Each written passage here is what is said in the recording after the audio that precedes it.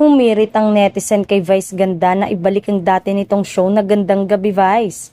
Bring back Gandang Gabi Vice. Ganito ang caption sa isang ex-user na kasama ang larawan ni Vice sa isang magazine.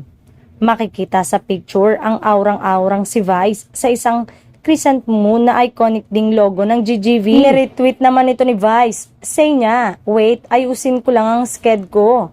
Nagmakaawa naman ang mga netizen. Hindi kami nakikipagbiruan say ng isa. Meme, we need you back. Kapag linggo, hirit naman ang isa.